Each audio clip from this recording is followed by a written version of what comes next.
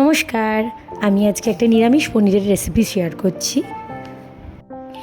এখানে আমি 500 গ্রাম পনির নিয়েছি, টুকরো করে কেটে নিয়েছি পনিরটা। কড়াইয়ে আমি তেল দিয়ে সামান্য নুন দিয়ে দেবো যাতে পনিরগুলো না লেগে যায়।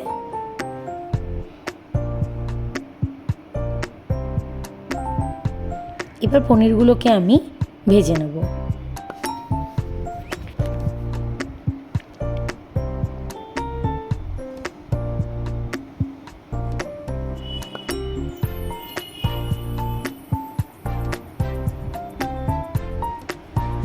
যতক্ষণ পনিরটা ভাজা হচ্ছে ততক্ষণ আমি একটা জল তৈরি করে নেব।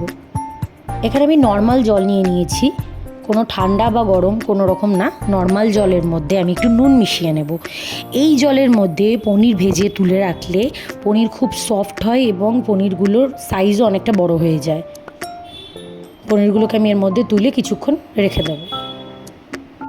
এইবার একটা মিক্সিং জারের মধ্যে আমি কিছুটা কাজু, 2-3টে কাঁচা লঙ্কা আর একটা টমেটো আমি পেস্ট করে নেব।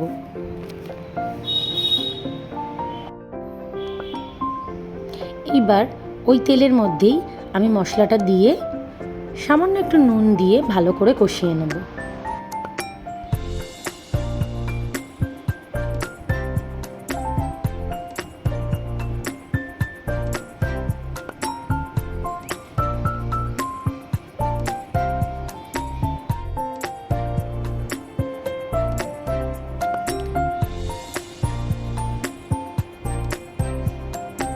ভালো করে মশলাটা কষে গেলে যখন তেল ছেড়ে আসবে তখন এর মধ্যে আমি 1 কাপ দুধ মিশিয়ে দেবো। এটা নর্মাল গরুর দুধ, আপনারা এখানে আমুল দুধও ইউজ করতে পারেন।